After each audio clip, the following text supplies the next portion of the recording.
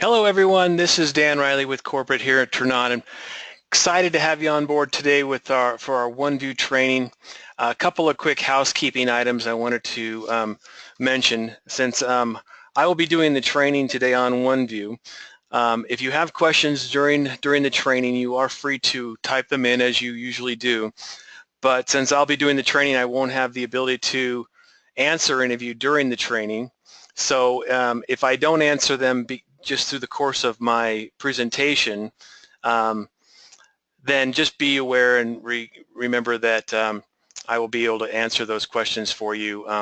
After the training is over, I'll stay online and I'll type back an answer to you. And if I am not able to do that, you're welcome to send your questions via the standard email. You can send it to support@tranont.com and we'll get an answer for you. All right, so let's go ahead and begin our training for the day.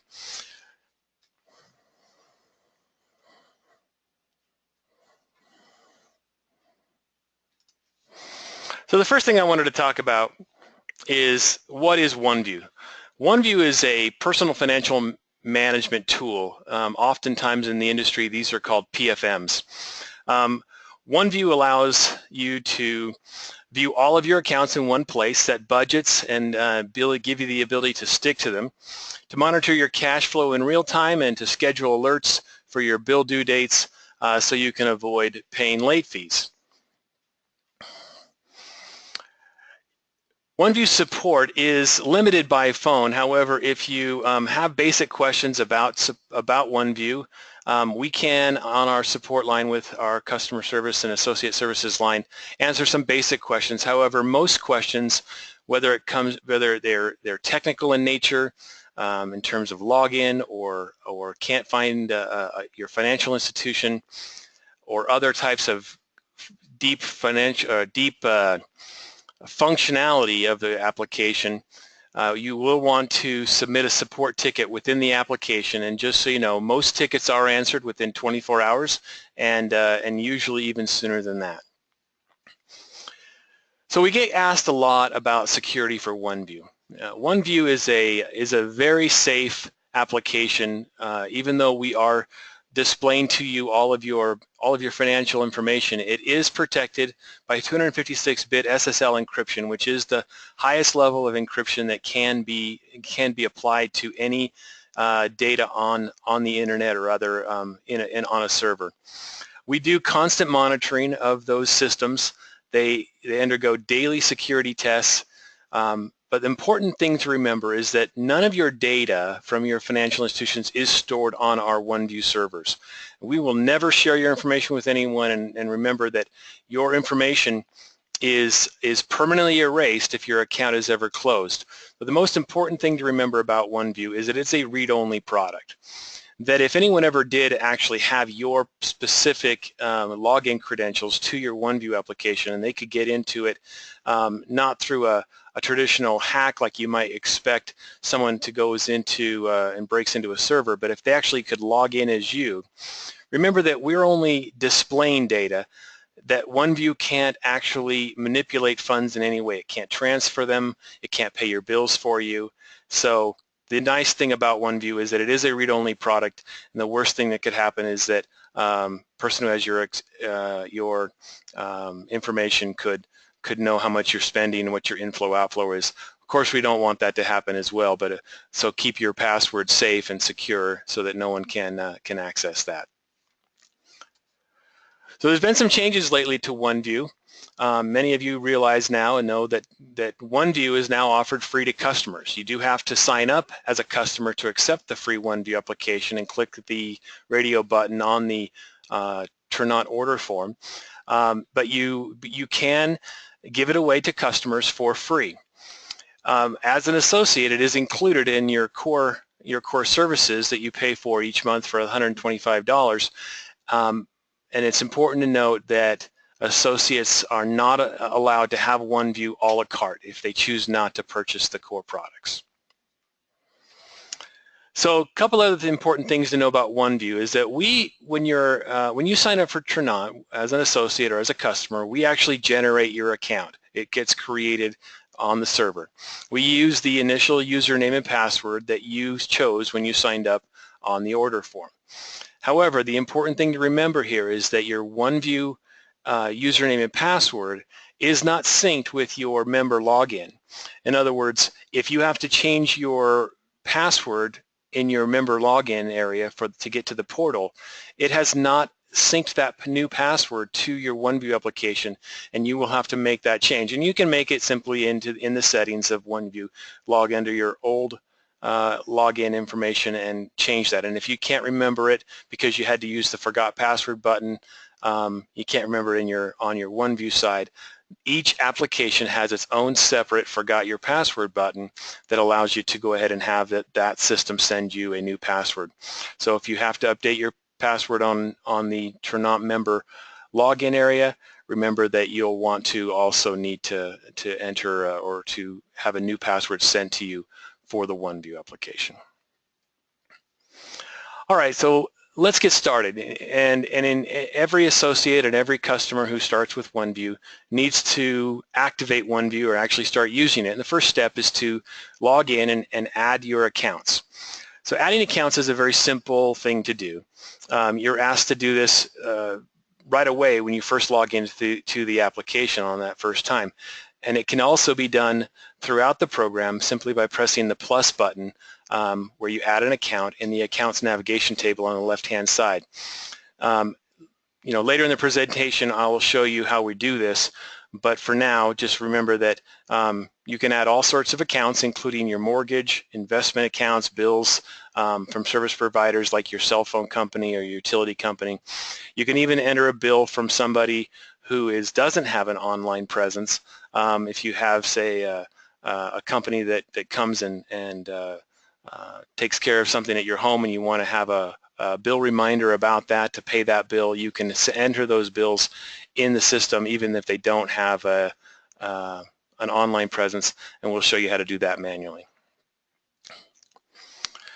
So a lot of questions come up when it comes to entering your data.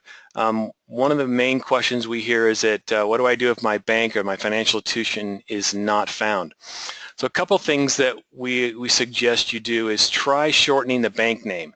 So for example, if you bank at TD Bank and you're typing in Toronto Dominion and you don't find it, try typing in Toronto and you'll find a couple of entries, but you still won't find TD Bank.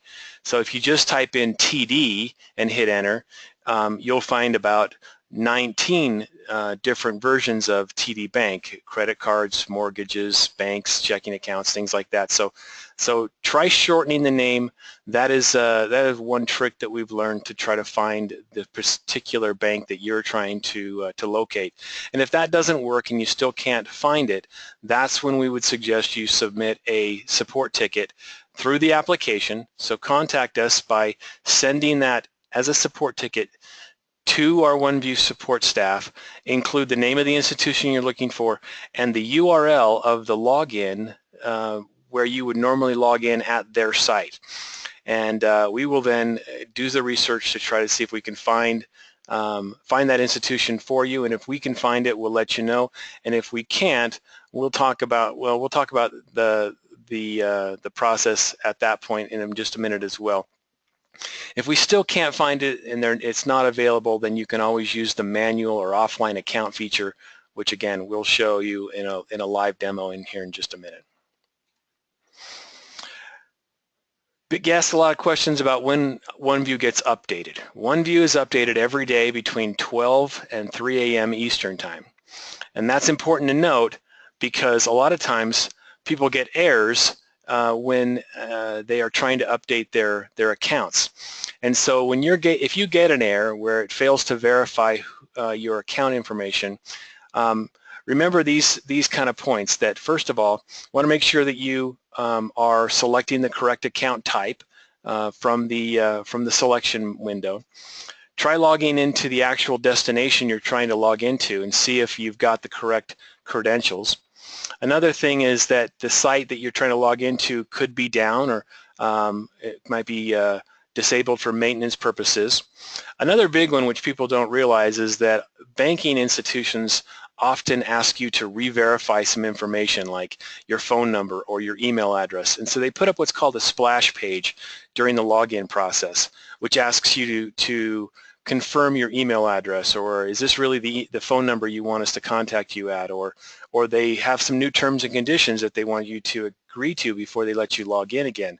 These splash pages will cause an error during the verification process, that nightly process that we do every night at 12 from 12 to 3, that if it won't work if those splash pages have not been cleared out of your system when we're trying to log in for you. Also, you want to make sure that in the second and third level verification steps that some institutions have, like security questions of what's the name of your first pet, or the street you used to live on, or your mother's maiden name, be sure that you've entered that information correctly, and check to see if there's the spelling is correct in both places and that you're not running into any case sensitivity issues. Also, as I mentioned, consider the time in which you're trying to update. With the time zones across the North America, 12 to 3 p.m. Eastern time is still fairly early in the evening for a lot of you, and so if you're trying to update your accounts, say on the East Coast after 11 p.m., it could be getting an error. If you're on the West Coast at 11 p.m., it's already in the time zone that is a problem. So remember that it could be that. And then lastly, if all of these fail, it's a good idea to maybe just delete the financial institution and then re-attempt to re-link the account from the beginning. So the next step in the getting started process is, once you've linked your accounts, is to categorize your transactions. It will have pulled in all of these transactions, and as you know, it will categorize many of them for you. Now, in this little example on the screen, you'll see that it was able to identify and categorize the purchase for $32.85 to the sports grill as food and dining, but it didn't recognize the charge to China Star as anything, and so therefore it didn't know how to categorize it. So you want to go in and categorize that by clicking on the drop-down menu and indicating that that is also a restaurant, and that there is a charge there for that. So make sure you categorize your transactions, because this will then play into the next step, which is setting up your budgets. Now, creating budgets is really quick and easy to do. You can have it take a look at the last 3 months of your expenses and inflow and outflow, and give you an example of how much you spent in each category, so you can create your budgets. And this is really critically important, I think, and one of the main reasons we use OneView is so that you can be able to work with your wealth specialist in creating and preparing the information that they need, so that you'll be able to accurately share your spending patterns with him or her, to have them help you free up funds, suggest alternatives based on your overall spending habits to meet our overall Tranont plans. For example, if you're spending $118 a month on phone service, they would be able to then suggest that perhaps you contact Jive and see if they might be able to save you some money. So lastly, it's important to know that we know that we don't want you to share, and you don't want to share with your potential OneView customers your own personal financial information by showing them around OneView. So we have created a demo account, and that demo account is open to everyone. The username is demo@tranont.com, and the password is password@one with a capital P. So as you log in, you'll see that it's loaded with real data. And we're going to do this in just a second, and we're going to go into that account and we'll walk around through it, and you'll see that this has what looks like real data, but it's really actually just demo or fake data that has been put in the system to look real. And so you can show them around. You can actually play with the data, manipulate it, change the budgets, things like that. I wouldn't recommend actually adding any of your own personal accounts, because they will pull in, and the next person to come along would be able to see that information, and while they wouldn't realize it was your information, I still wouldn't recommend adding any of your own accounts to the demo account. Just let us keep it updated with the demo data. Okay, let's switch gears here for a second and actually go in and look at the DAG account, we call it. Let me change my screen here.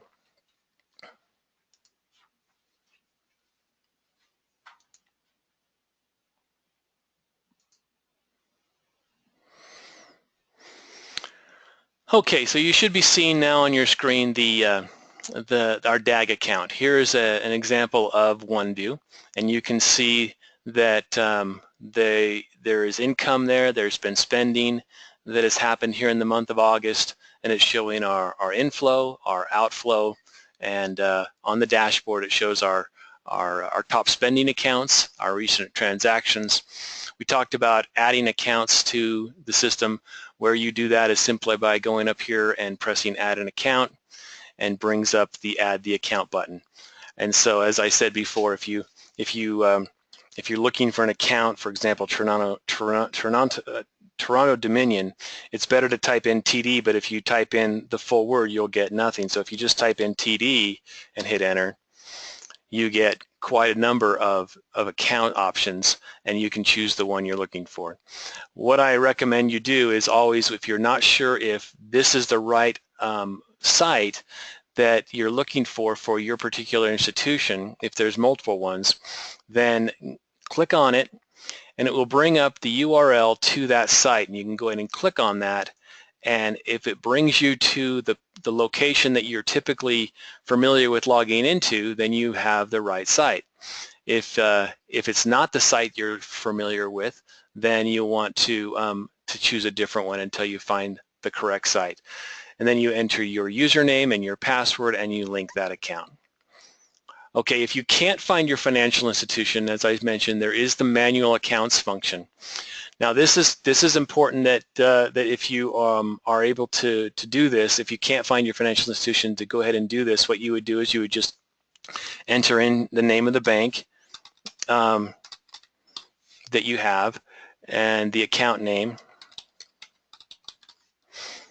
And if you want to put in the website, you can do that, the account numbers. These are sort of optional options, optional things to put in. The starting balance and the start date is important, because whatever your balance is on today's date, the next time you update this, that way it will be able to recognize the changes that have happened. But if you don't, then that's fine too. It's your decision on how you do that. But when you click add, oh, there's some required fields. I guess you will have to just go ahead and put the account number in. You do have to put in the starting balance. I'm sorry, I forgot to mention that. So you have $23.21 in there, and then today's date, and click add. Then you can upload the account information from your bank. Every financial institution has the ability for you to download your information from it to your computer, and then you'd be able to upload it here by choosing the file that you've saved. It does need to be in one of two file formats, a .qif or a .qfx.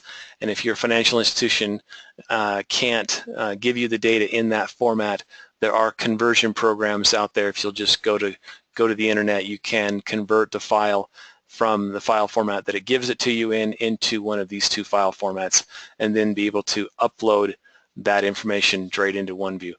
Now you would have to do that each time on a monthly basis to keep your accounts updated, but it is something you can do to keep it updated if your financial institution is not there. Now we get asked a lot, why do we not have your particular financial institution?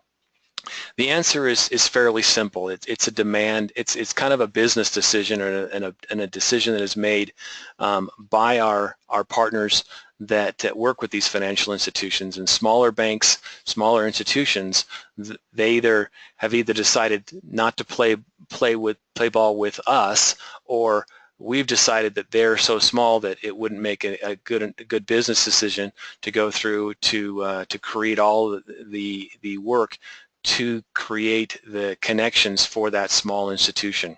So it might behoove you to understand how that works and why that works that way. But if it's not there, we still want to recommend that you request that particular institution be requested, because the more demand for that institution that comes up, the more our partners will want to take a look at adding that. If there's a lot of demand for that bank or financial institution, it gives us the ability to have leverage to say, hey, we definitely should look into getting this because there's a demand for it. Okay, let's go back to OneView for a second, and then let's look at, so we talked about adding accounts, and as I said, you can add bills, credit cards, loans, investments, and you can even indicate that if you've got some cash on hand, liquid cash that's not found in a bank, you can even just indicate that so you know about it, that your OneView application can keep track of those funds.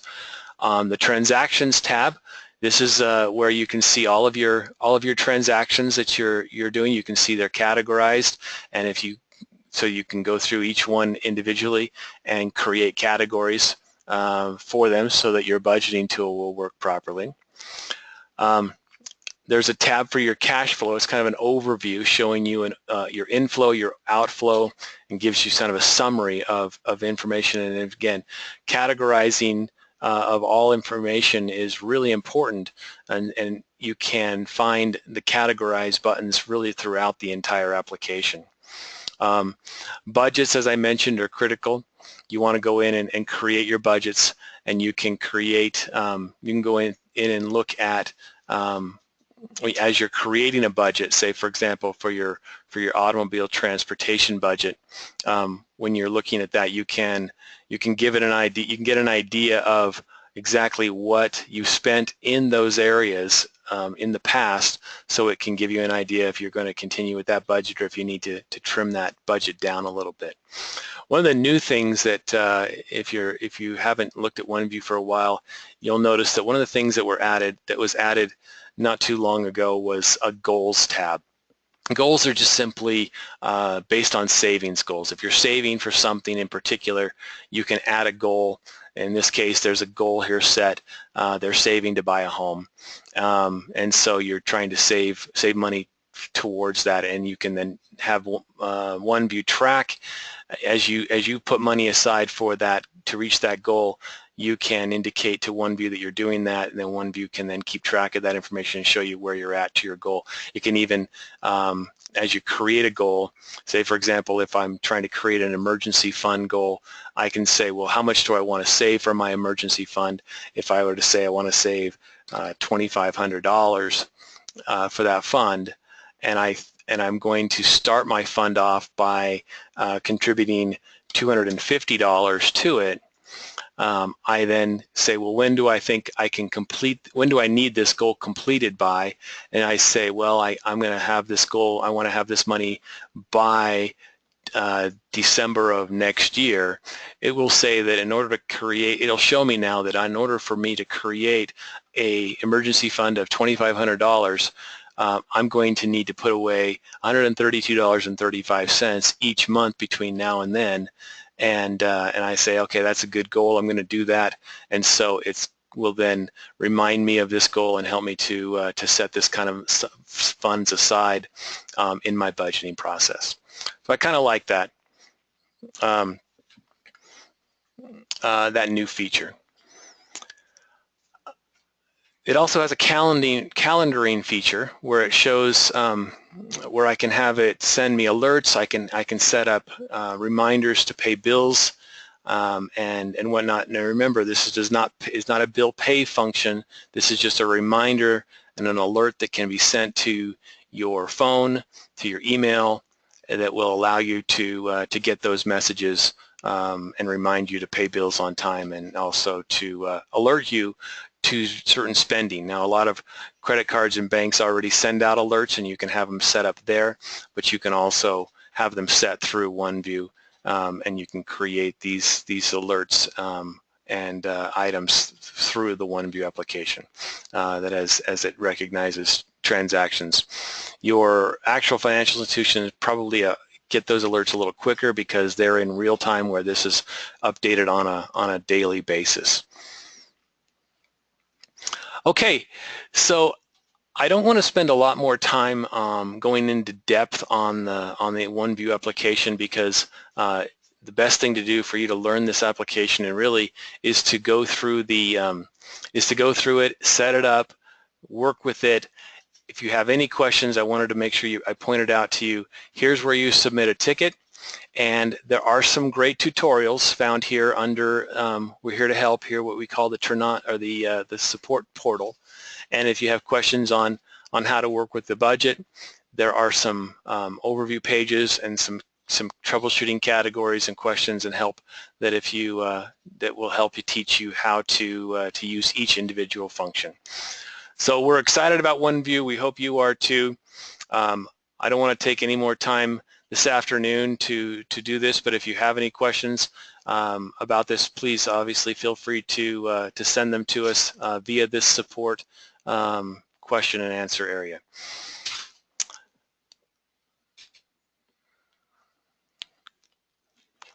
So I'm just looking at a few questions that have come through.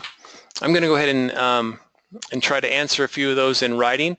If you don't have any questions, feel free to go now. We wish you all the best. Have a great weekend, and thanks for joining us. We'll be going over next week some of the retail services parts of our offering that you can do with our Defend products, and we look forward to seeing you join us next week again. Thanks again. Bye for now.